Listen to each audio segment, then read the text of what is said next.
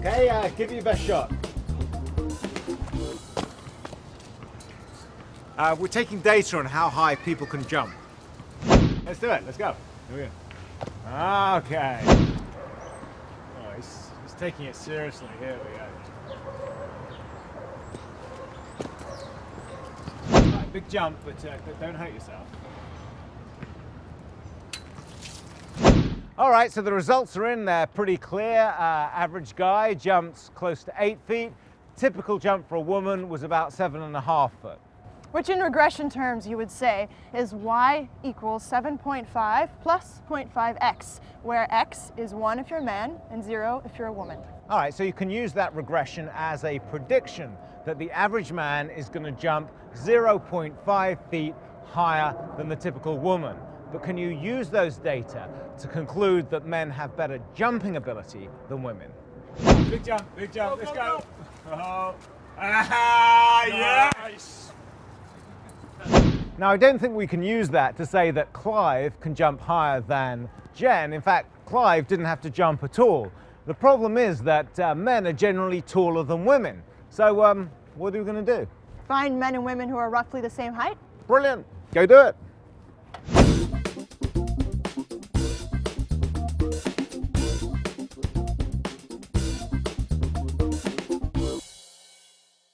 I'm sorry, I had to measure all these people, and then it was hard to match them up for height. And then eventually I found a man and woman who were the same height. But then the woman had to go. Right, it can be difficult to get the world to match up exactly how you want it, which is where regression comes in.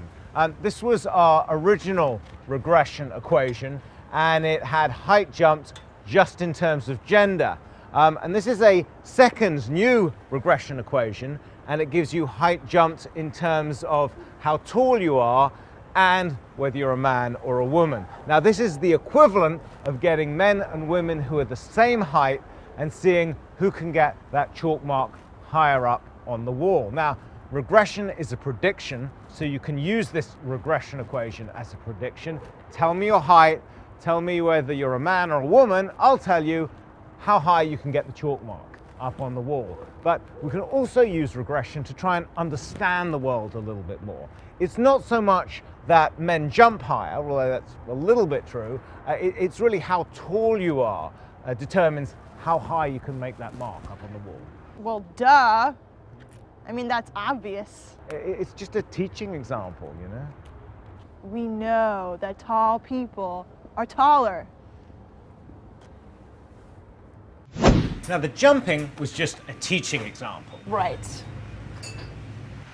Let's look at a real life problem, which is like coffee and cancer. Now, this is New York in 2012, and not many people smoke, and even if you did, you wouldn't be allowed to smoke somewhere like this.